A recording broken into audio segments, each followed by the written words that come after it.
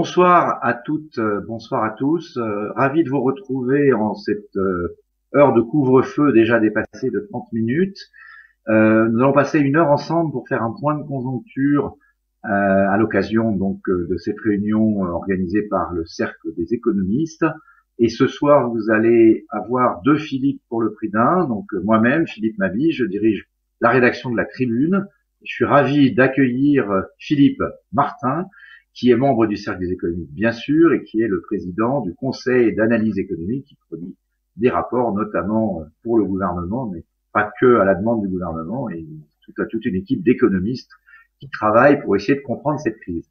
Et donc, pendant cette heure que nous allons passer ensemble, on va d'abord écouter Philippe Martin nous présenter un petit peu sa vision de la situation financière des Français et les conséquences, les premières conséquences de la crise Covid. Je rappelle que le CAE, le Conseil d'analyse économique, a présenté une étude en janvier assez intéressante qui faisait déjà un point d'étape sur la montée d'une épargne dont il nous dira si elle est forcée ou de précaution, mais qui, si on cumule l'épargne de la crise Covid sur 2020-2021, c'est-à-dire l'argent non dépensé par les gens parce qu'ils ont été confinés ou qu'ils sont inquiets de la situation, pourrait représenter jusqu'à 200 milliards d'euros. Donc c'est beaucoup d'argent qui ne sera pas forcément allé se placer là où on pouvait le souhaiter dans la consommation.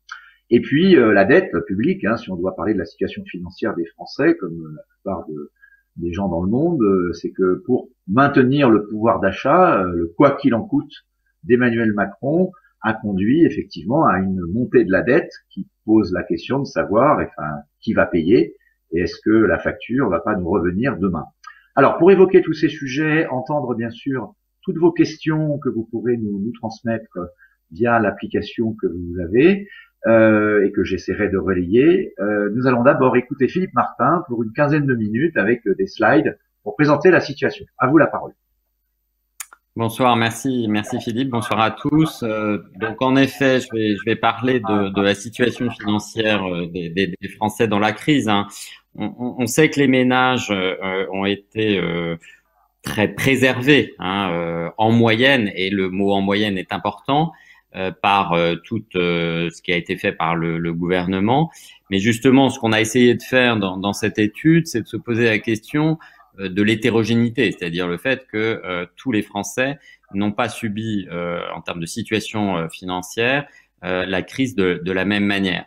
Et comme Philippe le disait, je vais me baser surtout sur un focus qu'on a fait au CAE sur cette question, et qui est donc qui a été écrit par Étienne Fils, Camille Landais et Chloé Laveste.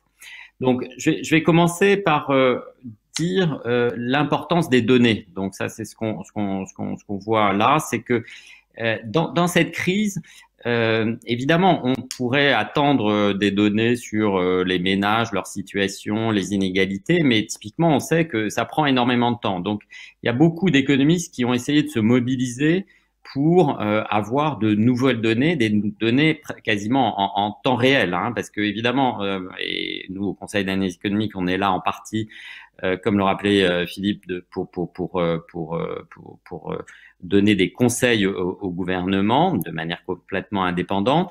Et pour faire ça, évidemment, il faut le faire de manière le plus rapide possible et décrire donc non seulement les moyennes, mais aussi les hétérogénéités. L'INSEE, l'OFCE et puis nous-mêmes, on a beaucoup utilisé de nouvelles bases de données, et en soi, la crise nous a appris beaucoup de choses sur des bases de données qu'on n'avait pas l'habitude d'utiliser, des sources d'information. Donc, c'est les cartes bancaires, c'est les données de mobilité, et là, on va utiliser des données de comptes bancaires. C'est en fait la première fois qu'on fait ça en France. Dans d'autres pays, c'est fait. Mais c'est totalement original, et vraiment je veux remercier énormément le Crédit Mutuel Alliance Fédérale qui a fait cette coopération avec nous. C'est des données individuelles sur 300 000 ménages, donc c'est très large. Et évidemment, elles sont totalement anonymisées. C'est dans un espace qui est très sécurisé, mais vraiment c'est un point important parce que ça nous permet de donner une photo et puis même un film un petit peu de ce qui est en train de se passer. Et puis il y aura des prochaines étapes. parce que on veut regarder certainement les ménages vraiment les plus précaires, hein, les pauvres et ceux qui, par exemple, on entend parler de ça évidemment aux soupes populaires, par exemple. Donc il y a tout un aspect qui doit être développé, et puis la question des TPE, PME, mais c'est pas le sujet d'aujourd'hui. Donc aujourd'hui, on va s'intéresser à l'évolution de la consommation, de l'épargne et des revenus. Je vais commencer par la consommation, mais je vais aller très rapidement. Donc c'est sur ce qu'on voit sur le prochain slide. Vous le savez, il y a eu un effondrement évidemment de la consommation pendant le premier confinement. Pendant le deuxième confinement, là c'est la deuxième ligne rouge, il y a eu une baisse de la consommation, mais qui a été bien moindre. Et entre les deux, il y a eu un rebond assez fort de la consommation agrégée, et que donc nous, on mesure par ce qui se passe, par les sorties sur les comptes bancaires que l'on peut observer. Et il y a eu un rebond qui a surpris d'ailleurs les économistes, et c'est ce qui fait dire qu'il y a en effet une possibilité de rebond fort de l'économie française via la consommation une fois qu'on sort des confinements.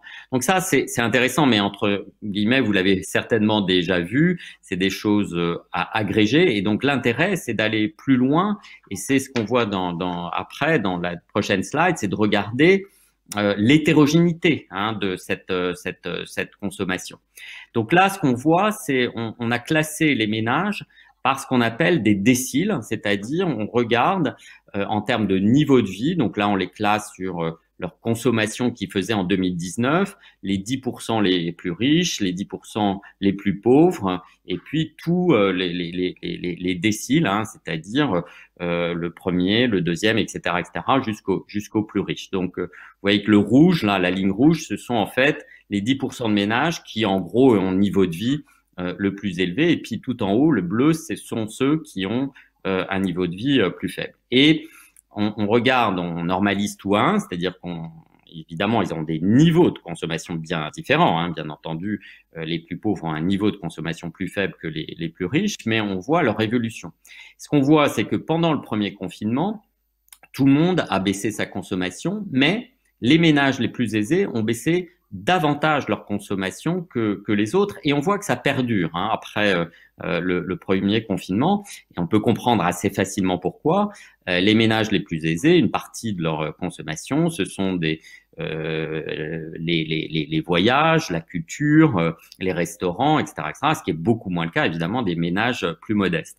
Et donc on commence à comprendre pourquoi évidemment, et c'est ce qu'on va voir ensuite, pourquoi sur l'épargne, eh bien, il va y avoir aussi des différences importantes. Philippe Mabille parlait de l'épargne brute, elle a énormément augmenté. Alors au tout début, elle a diminué, c'est ce qu'on voit, parce que là, c'est la valeur en fait des actifs financiers bruts des ménages. Et il y a eu au départ, je vous rappelle, une forte chute de la bourse, et donc ça a un effet de valorisation très négatif, mais très très rapidement.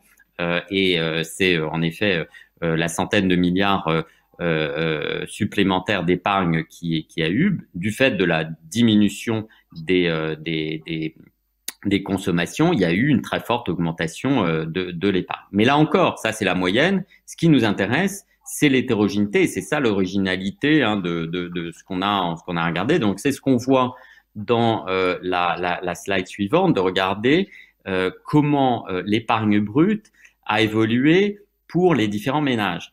Et évidemment, et c'est un petit peu évidemment le symétrique de ce qui s'est passé sur la consommation, c'est que là, en revanche, on voit que ce sont les ménages les plus aisés qui ont augmenté leur épargne le plus fortement, parce qu'ils ont baissé énormément leur consommation, et comme on va le voir, leurs revenus ont en fait peu baissé. Et donc cette conjonction de ce qui s'est passé sur la consommation et sur les revenus nous donne ce qui se passe sur l'épargne. Donc si on peut revenir sur l'épargne, donc celle d'après, je pense, ça doit être non. Alors attendez. Ah, je sais. Non, c'est moi excusez-moi, c'est moi qui me trompe sur le titre. Donc en fait, là, on a la consommation. Donc si on vient après, celle d'après, pardon. Non, alors c'est encore moi, pardon, c'est moi qui ai fait cette erreur. On a, voilà, la 5 et on va passer sur la 6. Et sur la 6, on va voir que en effet, on a l'épargne qui a plus augmenté pour les ménages les plus aisés, hein, c'est donc le noir, et puis pour les ménages plus modestes, là, c'est la ligne bleue. En revanche, il n'y a pas eu il n'y a pas eu de constitution d'épargne forte parce que encore une fois, leur consommation a moins baissé que pour les autres pour les autres ménages. Alors, ça, c'est sur consommation et puis épargne. Évidemment, le troisième point, c'est ce qui se passe sur les revenus. Sur les revenus, encore une fois, où on classe les ménages en fonction de leur niveau de vie. Alors, un point d'attention, c'est que sur les revenus, autant sur la consommation, sur l'épargne, je pense qu'on a des mesures très robustes. Sur le revenu, c'est beaucoup plus difficile de les avoir en temps réel, parce qu'on observe les rentrées sur les comptes de bancaires, mais est-ce que c'est du revenu, un salaire ou pour certains d'entre eux des transferts entre les familles, à l'intérieur des familles, c'est plus difficile. Ce qu'on voit, ce qui est pas souvent dit, c'est que en fait, ce sont plutôt les ménages les plus riches ou les plus aisés qui, en pourcentage, ont eu une baisse de revenus plus importante. Vous voyez que la dernière ligne, c'est le dernier décile, c'est-à-dire le décile le plus aisé. Il y a eu une baisse de revenus plus importante que pour les autres. Mais quand même, les revenus, encore une fois, ont été préservés, assez fortement préservés. Et donc, ce qui va qui va vraiment conduire la différence en termes d'épargne, c'est plutôt le fait que la consommation, encore une fois, a plus baissé pour les ménages les plus aisés que pour les plus pauvres. Et donc, les plus pauvres ont plutôt mangé dans leur épargne, même si leurs revenus ont été quand même relativement préservés. Et donc, du coup, on s'est posé la question suivante qui est en termes de précarité. Qu'est-ce qui s'est passé en termes de précarité? On a vu ce qui s'est passé sur consommation, épargne et puis revenus. Mais évidemment, une des questions que se pose le gouvernement, c'est celle de la précarité financière. Et donc, on a regardé plusieurs mesures de précarité financière. Une manière très simple de penser que il peut y avoir un impact sur la précarité financière, c'est de regarder le compte courant à la fin du mois des ménages. Simplement, est-ce qu'il est dans le négatif ou pas? Est-ce qu'il y a des dépassements? Vous voyez, c'est la deuxième ligne. Est-ce que le compte courant moyen est négatif, etc. Bon, regardons juste les trois premiers. Et ce qu'on voit, en fait, c'est que la précarité financière des ménages français, en moyenne, je vais revenir là-dessus, en moyenne, a baissé. C'est-à-dire que du fait de la baisse de consommation, il y a moins de ménages aujourd'hui qui sont dans le rouge à la fin du mois. Et c'est pas une toute petite baisse, c'est une baisse non négligeable, en gros de 12% par rapport à l'année dernière. Donc ce qu'on voit, c'est que il y a eu plutôt une baisse de la précarité financière des ménages. Mais là encore, il faut regarder un peu en détail et l'hétérogénéité, et donc c'est ce qu'on voit dans le prochain graphe, c'est la part des comptes dont le solde est négatif, encore une fois, en fonction du niveau de vie des ménages. Et là, ce qu'on voit, c'est que ça, en fait, c'est assez intuitif. Ça a été beaucoup moins le cas, cette baisse de précarité financière pour les ménages moins aisés que pour les ménages plus aisés. Le pourcentage et par ailleurs, on partait évidemment d'un niveau de précarité financière différente. Évidemment, les ménages les plus modestes ont un niveau de précarité financière qui est plus important. Et puis, on a fait un zoom ensuite sur les jeunes.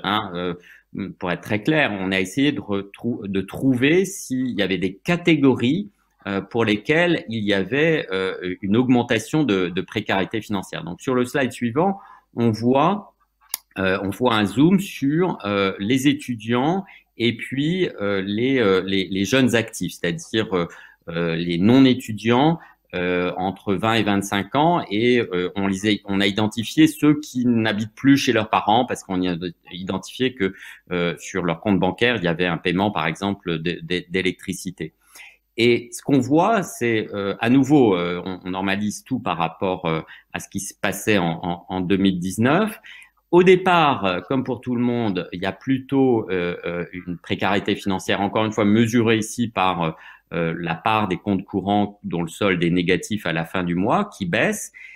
Mais ce qu'on voit, et ça c'est très différent des autres ménages, encore une fois, on a regardé beaucoup de types de ménages où on ne trouve pas d'augmentation de précarité, mais pour les étudiants et surtout en fait plutôt pour les non-étudiants de 20-25 ans, on trouve un certain nombre, d'abord beaucoup plus de volatilité, hein, et puis plutôt une augmentation en gros de avril jusqu'à octobre, où vous voyez qu'en fait on a plutôt une augmentation, on passe au-dessus du niveau 1 du nombre de ménages qui sont en situation de précarité.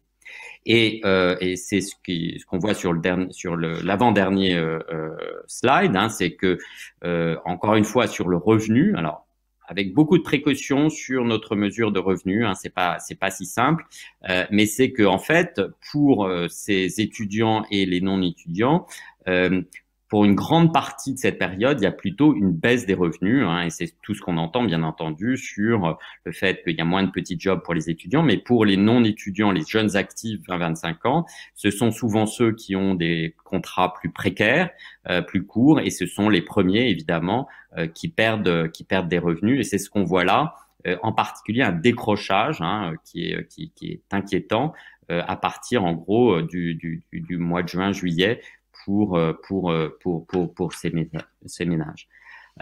Et dernier point, donc dans ce focus, on ne faisait pas de recommandations de politique publique, même si implicitement, clairement, hein, on pointe le fait que la question des jeunes, qui était déjà beaucoup dans le débat, et des transferts qui devraient être faits, des transferts exceptionnels qui devraient être faits dans cette crise en faveur des jeunes, elle est certainement un des points clés de la politique sociale et économique. Elle est aussi une question macroéconomique potentiellement, parce que ce qu'on a fait aussi grâce à cette analyse, c'est de regarder qu'est-ce qui se passe quand on fait un transfert social sur les ménages les plus modestes. Donc là, on a pris par exemple l'allocation de rentrée scolaire qui a été faite à la fin du mois d'août. Vous savez qu'il y a eu d'autres transferts sociaux aux ménages aussi au mois de novembre. Et ce qu'on voit, ce qui est très intuitif, hein, mais on l'a mesuré dans la crise avec ces données quasi en temps réel, c'est que quasiment 40%, hein, donc là on compare ce qui se passe au moment, la ligne rouge c'est le moment où on paye, on fait ce transfert aux ménages, et qu'est-ce qui se passe sur la consommation de ces ménages comparé à des ménages très similaires en fait, mais qui n'ont pas eu l'allocation de rentrée scolaire. Et ce qu'on voit, c'est que en gros 40% en 5 semaines, hein, donc très rapidement, 40% de cette allocation de rentrée scolaire est consommée. Ce qu'on appelle la propension marginale à consommer est donc très élevée pour les ménages modestes, ce qui, du coup, nous fait dire que certainement dans cette crise, pour des raisons à la fois sociales et économiques, il est important de faire certainement ces transferts, et donc certainement en particulier, là, si je reviens maintenant sur les jeunes et en particulier les jeunes actifs, via par exemple un transfert pour les jeunes qui reçoivent les APL, qui sont les jeunes qui ont des revenus les plus modestes. Voilà, voilà cette présentation assez rapide de ces résultats, mais évidemment, ça ouvre beaucoup de questions à la fois de politique sociale, de politique publique et de politique économique. Merci beaucoup Philippe pour ces informations très détaillées, très effectivement intéressantes pour analyser dans le détail ce qui se passe. Alors j'ai beaucoup de questions que je vais vous relayer. Je voudrais commencer quand même, étant là pour animer le débat, peut-être par une question plus générale qui est posée par beaucoup d'internautes qui nous regardent et qui relaye finalement la question des politiques publiques. Il y a un plan de relance aujourd'hui de 100 milliards d'euros. Et il y a eu un débat de savoir d'ailleurs s'il fallait l'augmenter. Le gouvernement a l'air plutôt de dire qu'on va rester pour l'instant sur ces 100 milliards d'euros. Alors ça paraît énorme, 100 milliards d'euros, Mais bon, quand on regarde aux États-Unis, là, on parle de pratiquement 1900 milliards de dollars, donc on est évidemment à l'échelle d'un pays beaucoup plus vaste, évidemment, mais la question effectivement de l'efficacité de ce plan de relance est posée. Aujourd'hui, le plan de relance est plutôt orienté moyen-long terme, comme l'a dit le président de la République, avec une logique axée sur l'emploi des jeunes, la formation, préparer en fait l'avenir, la sortie de crise. Mais ce que vous êtes en train de nous dire, vous, c'est que en fait, on est quand même encore dans la crise là aujourd'hui. Il y a des comportements qu'on commence à observer effectivement, c'est-à-dire qu'il y a des gens qui s'en sortent relativement bien. Quand on regarde dans le détail, il y a quand même des gens pour qui ça va mal et ça va même très très mal.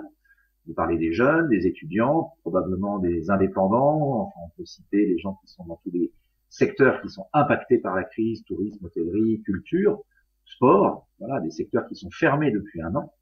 Et donc ma question c'est, dans le quoi qu'il en coûte, où on a essayé de préserver effectivement, donc il y a quand on parle de plan de relance, on oublie qu'il y a déjà le quoi qu'il en coûte, c'est-à-dire des mesures qui ont été prises correctement.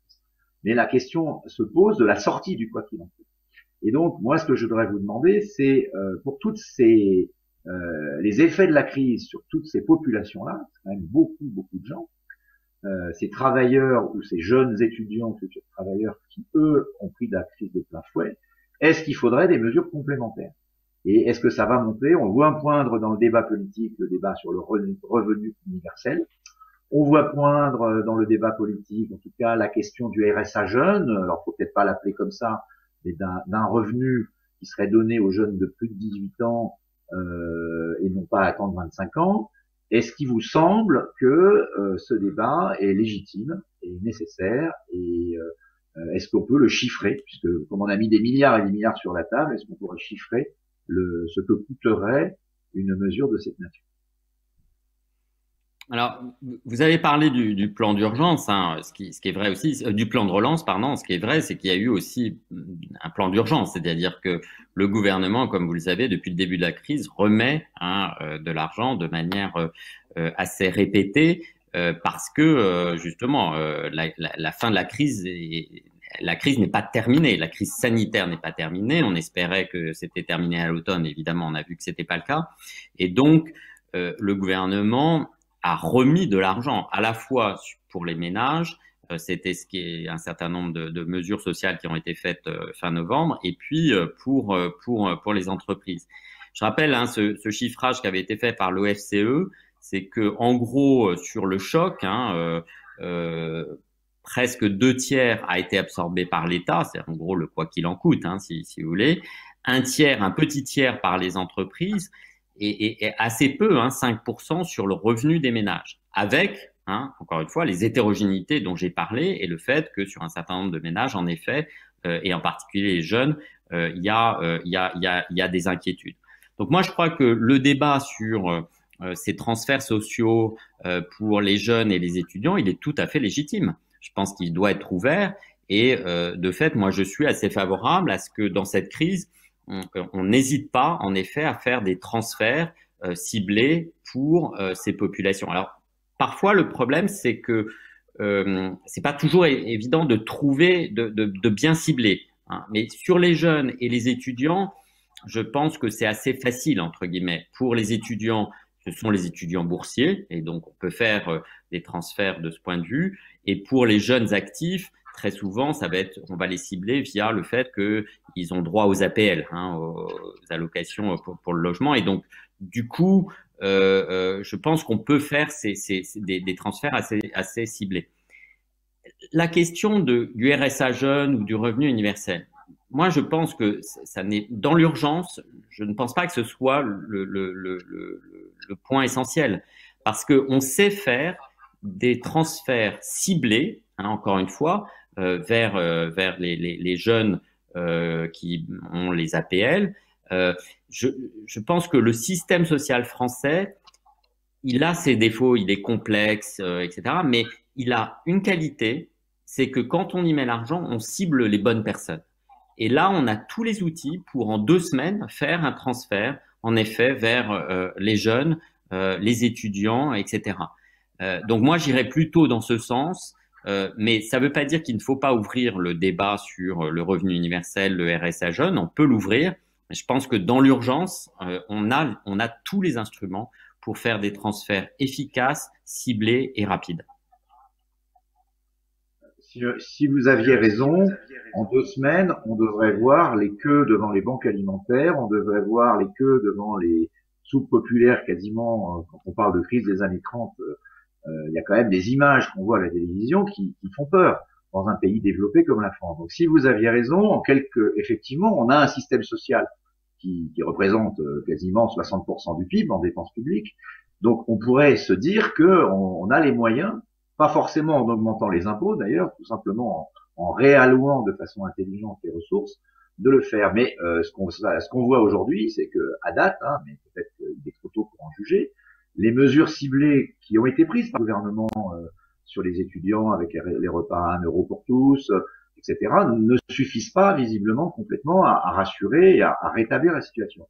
Donc, est-ce qu'il vous semble pas quand même qu'il manque pas une mesure un peu choc, qui allie à la fois la capacité des jeunes d'avoir le droit de vivre, le sort de pouvoir de vivre, comme on parle de pouvoir d'achat, qui leur permettrait d'avoir la sérénité pour pouvoir faire leurs études.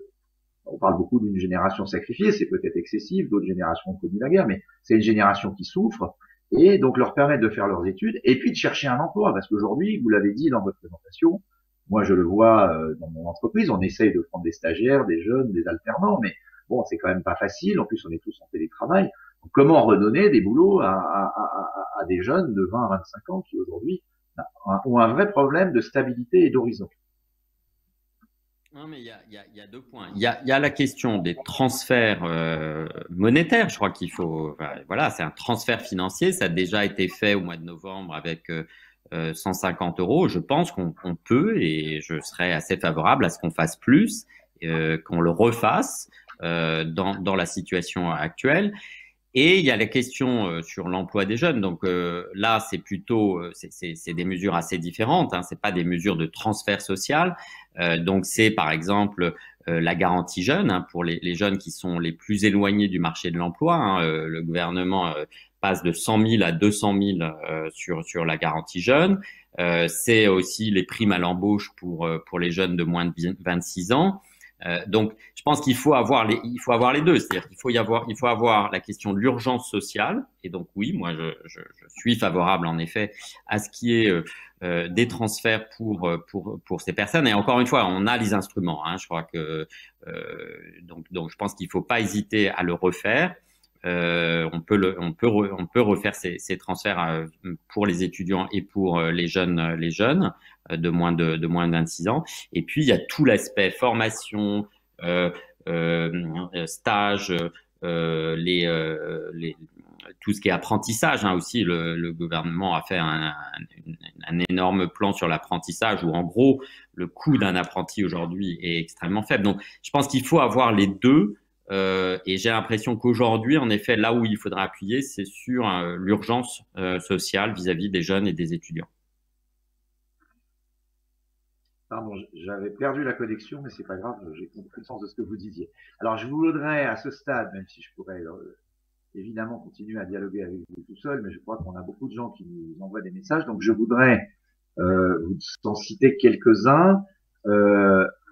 Qui recouvre un peu les débats qu'on a déjà abordés, mais si je dois rassembler et sans citer les noms, j'ai vraiment beaucoup de questions qui portent sur l'inquiétude sur la dette, c'est-à-dire qui va payer cette dette, est-ce qu'il va falloir ou est-ce qu'il faut déjà penser à augmenter les impôts, est-ce que cette épargne n'est pas là justement parce que les gens n'ont pas confiance et se disent on va venir leur reprendre et leur faire payer la dette Covid, etc. Donc vous connaissez tout ce débat. Il y a des appels d'économistes, je rajoute, vous l'avez vu peut-être depuis quelque temps, qui appellent à effacer la dette. Donc il y a un débat sur la dette et en lien avec les impôts, dans les questions qui sont posées, évidemment, et vous l'avez montré dans vos analyses de déciles de consommation et d'épargne, évidemment, le débat qui est posé, c'est faut-il taxer les riches? Voilà une série de questions qui sont posées par nos auditeurs pour parler de la situation financière des Français.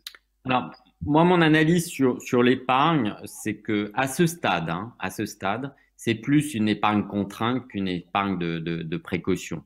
Je ne dis pas qu'il y a zéro épargne de précaution, hein, c'est pas ce que je dis, mais je crois que pour le moment, c'est surtout parce qu'en fait, on ne peut pas consommer qu'on fait de l'épargne. Une grosse majorité, une épargne contrainte, mais c'est une intuition et je crois pas qu'on soit capable aujourd'hui de quantifier quelle est la part entre précaution et contrainte. Mais vous avez raison que c'est un risque qu'une partie de cette épargne contrainte se transforme en épargne de précaution, ce qui évidemment aurait un impact très négatif sur la reprise. C'est pas ce qu'on a vu cet été. Hein. Cet été, très clairement, la consommation est repartie très fortement, en particulier d'ailleurs par les ménages modestes. Donc pour le moment, mais encore une fois, dans cette crise, on a appris que les choses peuvent changer, hélas, très très très vite. Pour le moment, je crois que c'est plus une épargne contrainte et donc la question évidemment c'est de savoir à quelle vitesse elle va se libérer dans la consommation pour aider la reprise. Alors sur la dette, moi je suis de ceux qui pensent que aujourd'hui le risque de la dette ça n'est pas le risque principal. Le risque principal c'est un risque d'effondrement de l'outil industriel et de l'outil économique français. Donc je pense qu'il faut énormément aider les entreprises. Je rappelle que les ménages ont été, encore une fois, proviso, ce qui s'est passé potentiellement sur les jeunes et les étudiants, mais ont été plutôt bien préservés par le système social français. Pour les entreprises, il y a quand même une forte baisse, une situation financière dans un certain nombre de secteurs qui est compliquée. Donc moi, je crois qu'aujourd'hui, étant donné en particulier le fait que l'État s'endette à des taux d'intérêt extrêmement faibles, négatifs sur une partie de la maturité ou en gros zéro, donc l'investissement qu'on fait à préserver l'outil industriel, son rendement, il est positif, donc il est supérieur au coût de l'endettement. Donc c'est typiquement un investissement qu'il faut faire dans la préservation de l'outil industriel. Moi, je ne suis pas favorable à ce qu'il y ait une augmentation des impôts. C'est ce qui avait été fait en 2010, 2011, 2012, à la fois sous Sarkozy et Hollande, et c'est ce qui avait cassé la reprise. Donc, et c'est ce qui a fait qu'on a eu 10 ans de croissance molle après la grande crise financière. Alors, il ne faut pas trop comparer ces deux crises parce qu'elles sont de nature très différente, mais en tout cas, je pense qu'on a appris que l'austérité budgétaire via l'augmentation des impôts n'était pas, à mon avis, une très bonne chose. Bon, il y a ce débat sur l'annulation de la dette, donc je vais dire très clairement ce que j'en pense. Si on commence à parler d'annulation de la dette, il faut parler de l'annulation de la dette vis-à-vis de ceux qui détiennent la dette et qui ne sont pas des agents publics. C'est-à-dire, c'est pas la BCE qui compte. Moi, je suis de ceux qui pensent que si on annule la dette de la France vis-à-vis de la BCE, non seulement c'est illégal. J'en suis persuadé et je pense que l'état de droit c'est quand même quelque chose d'important. La légalité c'est quelque chose d'important. Les traités internationaux c'est quelque chose d'important. Donc c'est illégal. Annuler la dette sur soi-même puisque en fait la Banque centrale européenne est détenue par les États. Ça n'a aucun effet réel et ça ne fera que augmenter les inquiétudes des épargnants parce qu'après la Banque centrale européenne, on voudra annuler la dette sur les épargnants. Et d'ailleurs, le seul débat, à mon avis, légitime, c'est en effet, si on parle d'annulation de la dette, c'est soyons sérieux, c'est l'annulation de la dette sur les épargnants. Donc ça, c'est ce qui s'est passé pour la Grèce quand elle a restructuré sa dette. Il y a eu beaucoup d'épargnants qui ont perdu de l'argent. Et là, en effet, une annulation de la dette, il faut qu'il y ait un perdant et un gagnant. Donc, si on annule la dette sur la BCE, en net, ça n'a aucun impact sur la dette publique au sens global du terme, puisqu'on ne fait que passer une dette qui est détenue par la BCE vers les États, mais ça n'a aucun impact en net. Ça aurait un impact si on fait de l'annulation de la dette sur les épargnants. Mais là, il faut, avant d'aller dans cette direction, et je n'irai pas du tout dans cette direction, c'est extrêmement grave, parce que ça signifie que, évidemment, vous pouvez faire ça une fois, mais ensuite, si vous allez redemander de l'argent pour financer vos emprunts, vous allez avoir beaucoup, beaucoup de mal pour trouver des investisseurs qui accepteront de vous prêter de l'argent. Et donc ça, c'est la recette à l'austérité immédiate, parce que ça signifie que vous ne pouvez plus avoir de déficit budgétaire. Donc, c'est un drôle de débat parce que sur la dette publique, j'ai l'impression que des deux côtés de l'échiquier politique, il y a ceux qui disent la dette publique, c'est terrible, c'est horrible, et donc il faut faire un ajustement budgétaire et il faut faire de l'austérité budgétaire. Et puis, bizarrement, il y a ceux qui disent aussi la dette publique, c'est horrible, c'est terrible, et donc on va faire une annulation de dette. Je crois qu'il y a un chemin de crête qui est de dire non, on va pas annuler la dette, on ne va pas faire de l'austérité, et on va profiter du fait que les taux d'intérêt sont extrêmement faibles aujourd'hui pour faire de la dépense publique qui est un investissement dans l'outil industriel. Mais évidemment, ça ne peut pas durer éternellement. C'est-à-dire que les niveaux de déficit budgétaire qu'on a aujourd'hui, évidemment, ne peuvent pas durer et doivent évidemment être réduits une fois la crise derrière nous. Alors, les internautes sont assez d'accord avec vous. Il faut quand même, que je vois, plutôt ne pas augmenter les impôts. La dette, effectivement, tant que les taux sont négatifs, on n'a aucune raison de se dire qu'on ne la paiera pas. Mais il y a quand même des questions sur l'inflation. C'est-à-dire, est-ce que là, pour l'instant, elle est cachée, elle est dans les bulles boursières. Hein. Vous avez vu le Bitcoin s'envole, même Elon Musk en achète à un prix qui quand même paraît complètement aberrant à toute personne sensée. Et pourtant, il a mis 1,5 milliard à 34 000 $ de Bitcoin. Donc, on a aujourd'hui peut-être une sorte de changement des repères, des valeurs. Je prends l'exemple du Bitcoin, mais je prends de façon plus générale les bourses mondiales. Il y a eu une spéculation boursière récemment sur certaines valeurs politiques aux États-Unis qui ont fait un peu de bruit. L'affaire GameStop, une sorte de populisme boursier de gens qui dépensent leur épargne justement. Alors, on allait dire presque un peu n'importe comment, enfin en tout cas en faisant des paris boursiers très spéculatifs. Qu'est-ce que tout ça vous inspire finalement? Et est-ce que derrière cette spéculation se cache pas quelque part, même si on ne la voit pas encore, dans la sortie de cette crise, dont ça sera peut-être d'ailleurs une des solutions, la fameuse inflation qui permettrait de remettre les niveaux de taux d'intérêt à des niveaux qui soient quand même plus normaux. Jamais dans l'histoire on a vécu avec des taux zéro aussi longtemps. Alors, je suis d'accord sur un point qui est que certainement la politique monétaire extrêmement expansionniste qu'on a d'ailleurs aux États-Unis ou en Europe a eu un impact sur les prix des actifs financiers avec certainement le développement de bulles financières. Et ça, c'est un des aspects négatifs de cette politique monétaire. Encore une fois, je pense que dans une situation de crise, il faut hiérarchiser les risques. Et je crois qu'aujourd'hui, encore une fois, le risque, ce serait d'avoir une politique monétaire trop restrictive qui empêcherait les États de réagir de manière forte à la crise et qui plomberait la reprise. Je pense que ce problème des bulles financières, donc vous parliez du Bitcoin, je dis pas que c'est anecdotique, mais encore une fois, le fait que le Bitcoin s'envole, c'est pas ça qui a un impact sur le pouvoir d'achat des ménages français. Je veux dire, c'est pour moi, ça n'est pas macroéconomique, ça n'est pas un sujet. C'est un symptôme. C'est un symptôme, je suis d'accord. Mais si on pense à l'inflation, au risque d'inflation, c'est le risque que le pouvoir d'achat soit diminué. Or, pour le moment, c'est pas ce qu'on voit du tout. Si on voit quelque chose, c'est plutôt une baisse de l'inflation sur les biens et services. C'est plutôt le fait qu'on n'a pas assez d'inflation et on peut se dire que si on n'avait pas eu cette politique monétaire expansionniste, on aurait eu un phénomène de déflation, de baisse des prix. Et là, ça peut être extrêmement grave. On l'a vécu dans les années 20. Et donc ça peut être potentiellement quelque chose qui est, à mon avis, plus risqué que la situation actuelle. C'est vrai que la crise est tellement inédite que on peut se poser la question, est-ce que et l'expérience américaine va être très intéressante, le stimulus américain est tellement énorme que, comme vous le savez, un certain nombre d'économistes, Blanchard, Summers, disent mais attention, là on fait une stimulation tellement forte de la demande que il va y avoir de l'inflation. C'est intéressant. Même eux disent que c'est trop. C'est d'ailleurs étonnant. Oui, ce sont des économistes keynésiens. Sont battus alors. Bon.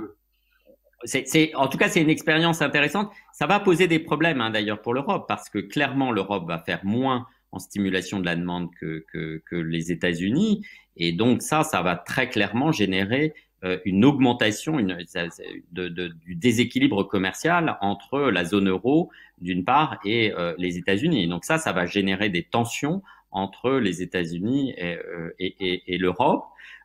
Mais pour le moment, en tout cas, moi, je ne pense pas que le risque d'inflation soit un risque majeur. Je ne dis pas qu'il faut complètement l'oublier. Hein. Très clairement, c'est le rôle des banques centrales d'être suffisamment crédibles pour dire, écoutez, si l'inflation dérape, on a les moyens. Hein, on sait faire pour. Alors, c'est pas toujours facile. Enfin, c'est parfois douloureux, hein, mais ça veut dire, ben, on réaugmentera les taux d'intérêt, on arrêtera le QE. Mais entre guillemets, si on voit des pressions inflationnistes, on saura faire.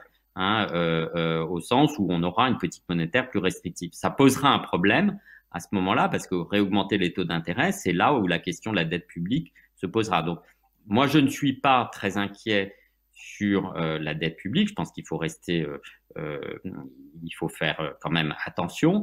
C'est vrai que le seul scénario où potentiellement le problème de dette publique redevient vraiment un risque majeur, c'est une remontée des taux d'intérêt. Et cette remontée des taux d'intérêt, elle n'aura lieu que si en effet il y a un dérapage de l'inflation. Donc c'est vrai que c'est potentiellement un scénario peu probable, je pense, mais risqué. Sans vous contredire, Philippe, néanmoins, depuis l'annonce du plan de relance de M.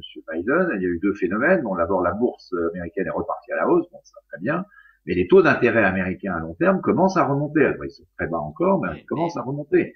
Donc, est-ce que ça traduit pas finalement que pour l'économie, ça marche toujours et que effectivement, là, dans cette sortie de crise, on va avoir peut-être des surprises du côté des taux américains?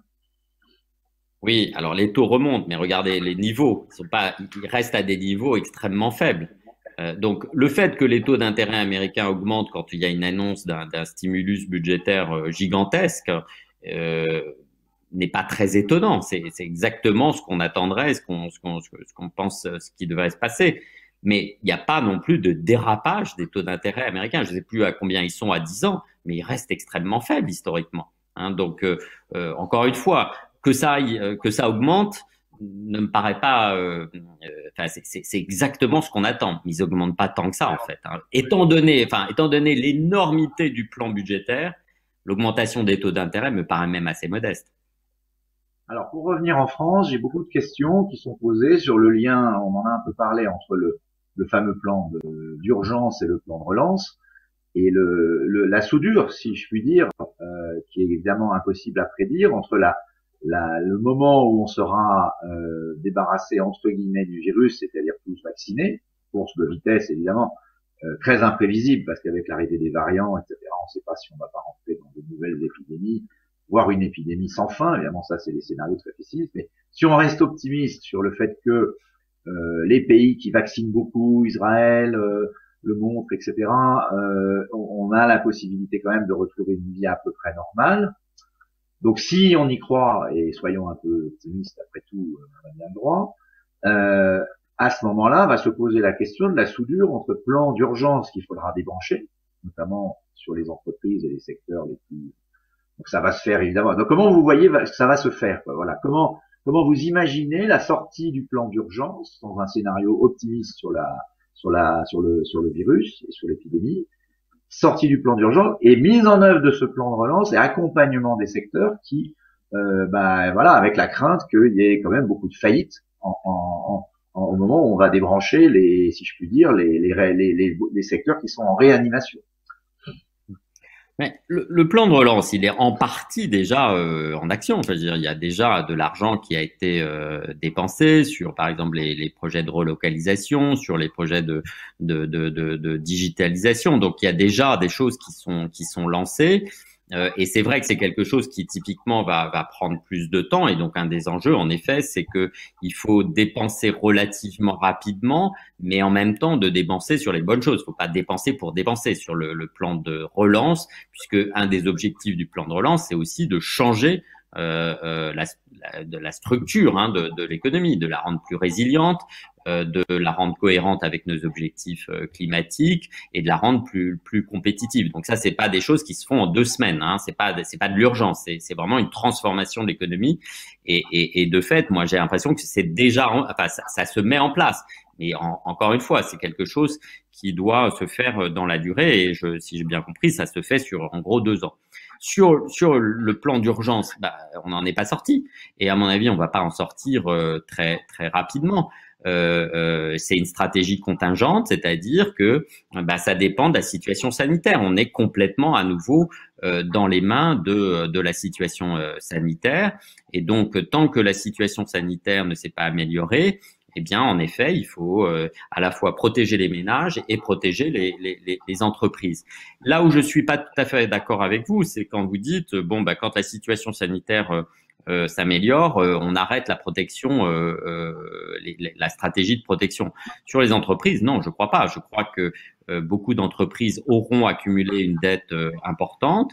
Et c'est au moment où justement il y a la reprise que les entreprises ont besoin de payer leurs fournisseurs, de payer leurs salariés pour faire la reprise, que justement la fragilité financière, elle est là. Et donc il faut que le gouvernement reste en appui, justement pour éviter une augmentation trop forte des faillites. Donc moi, je crois que jusqu'à la fin de l'année, même avec une situation sanitaire qui s'est améliorée, jusqu'à la fin de l'année, on va être dans une situation où on aura besoin de protection, d'un plan de protection, à la fois pour les ménages les plus fragiles et puis pour les entreprises.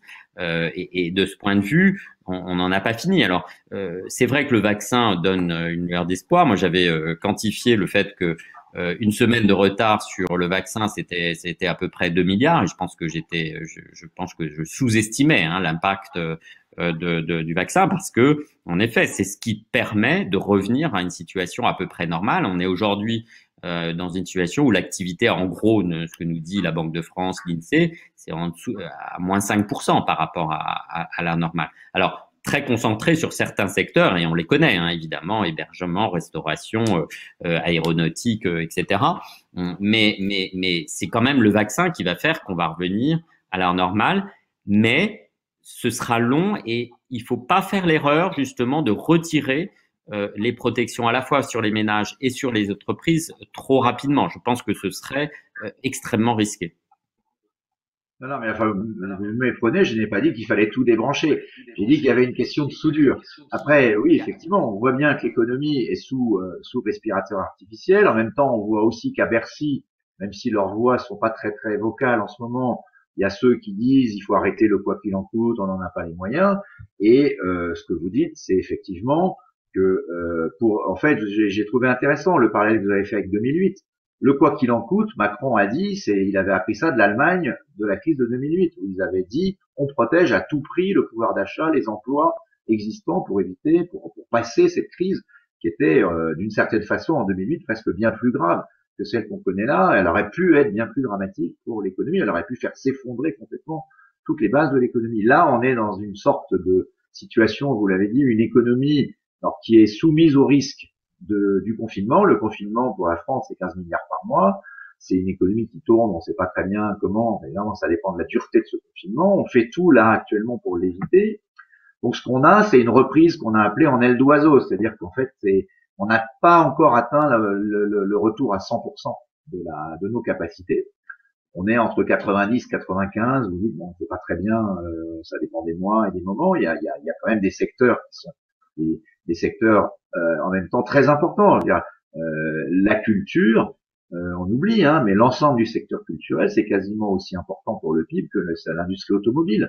Aujourd'hui, ce sont des gens qui sont quasiment à l'arrêt. Donc la question de la réouverture de l'économie et de l'accompagnement de cette économie effectivement culturelle, sportive, touristique, c'est quand même si on n'y arrive pas, les dégâts sont considérables.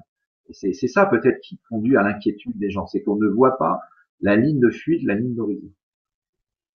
Il y a deux questions. Il y a une question sur ces secteurs qui ont été extrêmement impactés par les confinements, les restrictions sanitaires, etc. Il y a la question de savoir est-ce que le choc, c'est un choc temporaire et en gros, quand on rouvre, la demande revient, les consommateurs reviennent, les publics reviennent, etc., etc. Et entre guillemets, il y a le problème de la soudure sur lequel je vais revenir, qui est le seul problème.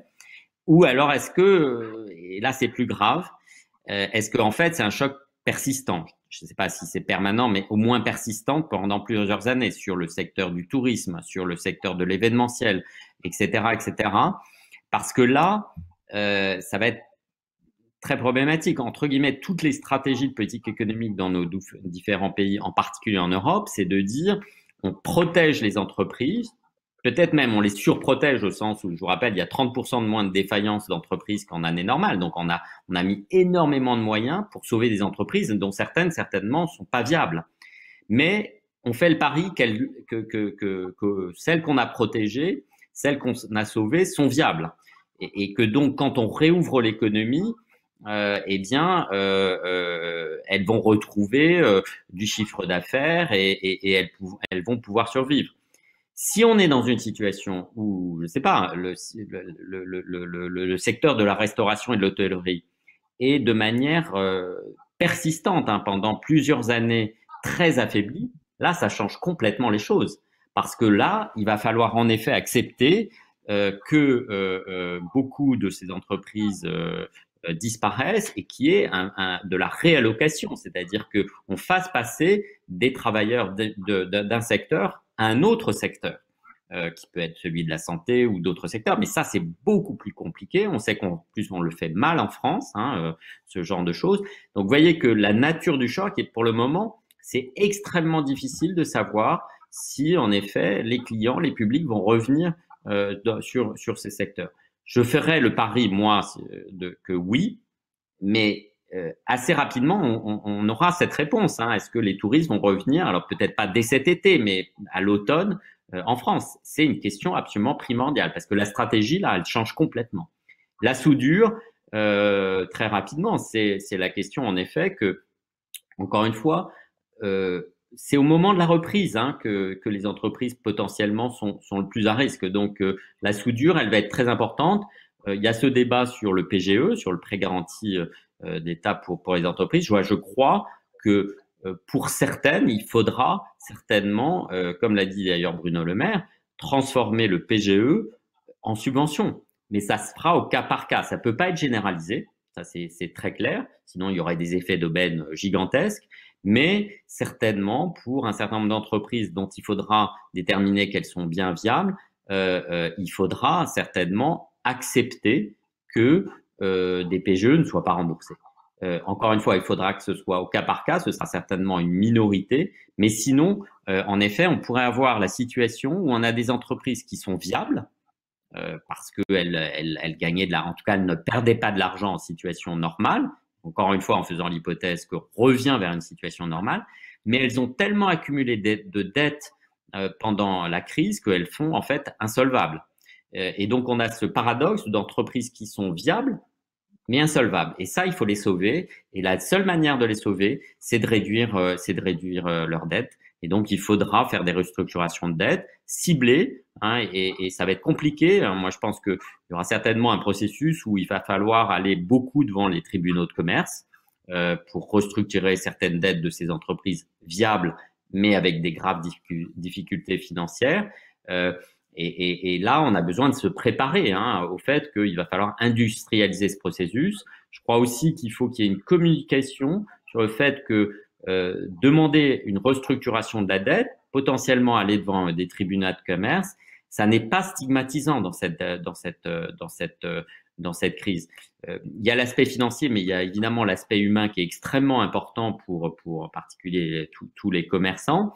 Je crois qu'il faut insister sur le fait que, voilà, s'ils ont accumulé de la dette pendant la crise, c'est pas à cause d'eux, entre guillemets, c'est à cause de la crise, c'est le Covid. Et donc, ça ne doit pas être stigmatisant, en effet, de redemander une restructuration de la dette, parce que ce qu'on sait, c'est que quand vous avez une dette trop élevée, même si vous êtes une entreprise performante, productive, vous risquez quand même de faire faillite, parce que votre dette est trop importante.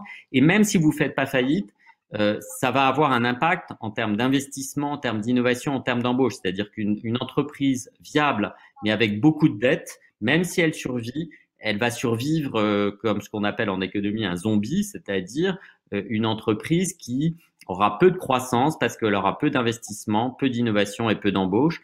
Donc, je crois vraiment que cette question de la dette des entreprises, qui était déjà importante avant le début de la crise, puisqu'on sait que les entreprises françaises sont assez endettées, elle va se poser. Et donc, il va falloir réfléchir comment, en effet, à la fois l'État, mais aussi peut-être les créditeurs privés, les créanciers privés, on pense aux banques, aux fournisseurs, aux assurances, devront accepter une négociation sur cette question des dettes. On avait fait une proposition qui était, par exemple, de dire, un petit peu comme le crédit d'impôt pour les bailleurs. Vous savez que l'État a dit, si vous baissez le bail de 100, il y a un crédit d'impôt pour le bailleur de 50. Donc en gros, on subventionne la baisse une réduction des baux, des loyers pour les entreprises. On pourrait imaginer un petit peu la même chose pour les dettes. Si une banque accepte de réduire de 100 une dette d'une entreprise en difficulté, parce qu'elle préfère ça plutôt que qui est faillite, l'État pourrait subventionner aussi, sous forme de crédit d'impôt, cette restructuration de dette. Alors, pas mal de questions sont posées là en vous écoutant par des internautes en disant mais cette histoire de PGE, effectivement, elle va poser plein de questions parce que il y a le sujet des entreprises zombies, donc comment on choisit.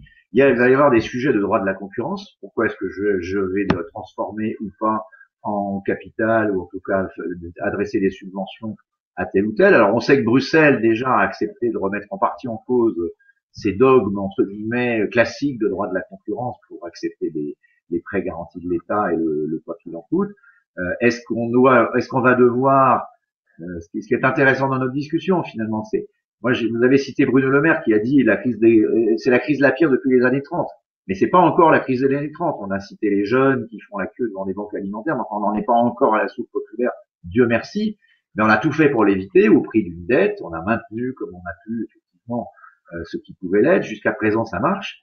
Et comme vous le dites, le pire est encore devant nous. C'est-à-dire, moi, ce que j'entends dans tout ce que vous dites, c'est que, à la fois d'un point de vue macroéconomique et d'un point de vue microéconomique sur un certain nombre de secteurs, il va falloir laisser brancher pendant un temps qui n'est pas facile à déterminer et pour un coût qui est difficile à évaluer, beaucoup de mécanismes pour allonger en fait, pour passer cette crise. Alors, sans doute, on aura appris de la crise des années 30 et de la crise de 2008, mais c'est une crise quand même, c'est la plus grave crise du XXIe siècle, on peut connaître.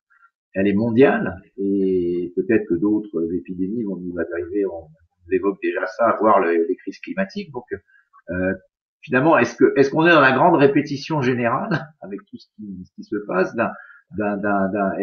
comment est-ce qu'on peut projeter finalement l'économie, vous qui êtes économiste, dans un scénario aussi imprévisible? On se dit on va devoir quand même maintenir pendant très longtemps l'économie à l'hôpital. Non, ce qui est vrai, c'est qu'on a besoin d'une stratégie contingente, contingente à ce qui se passe en particulier sur le plan sanitaire, mais assez rapidement en effet sur le plan économique. Je pense que ça signifie qu'il y a un certain nombre de dogmes en effet qu'il faut remettre en cause. Et vous avez cité le dogme sur les questions de concurrence à Bruxelles. Je pense qu'il faut y aller carrément. Enfin, je pense qu'il y a un certain nombre de dogmes qu'il faut remettre en cause. Il y a le dogme par exemple aussi des règles budgétaires européennes qui n'ont plus aucun sens aujourd'hui. Cette question de la concurrence, moi je suis favorable évidemment à ce qui est de la concurrence, mais là, si on fait des transformations de dette en subventions pour les secteurs qui ont été les plus impactés, très franchement, si c'est limité aux secteurs qui ont été très affectés par la crise, je pense que c'est tout à fait légitime. Donc, de ce point de vue, je crois qu'il faut remettre un certain nombre de dogmes en question. Sur la question de la transformation de l'économie et sur la résilience, vous avez raison. Je pense que c'est un des sujets essentiels. Le problème, c'est qu'on est toujours, on peut essayer de se préparer à la prochaine crise, mais très franchement, moi, je pense qu'on est incapable de dire d'où viendra la prochaine crise.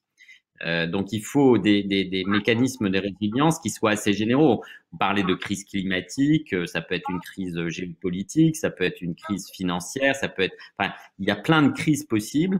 Et ce qui est vrai, c'est que on a besoin davantage de résilience, par exemple sur les chaînes de production françaises et internationales. Donc ça, c'est toute une réflexion en effet qu'il faut avoir, sur lequel d'ailleurs le plan de relance peut aussi aider, sur la résilience des chaînes de valeur. Donc voilà.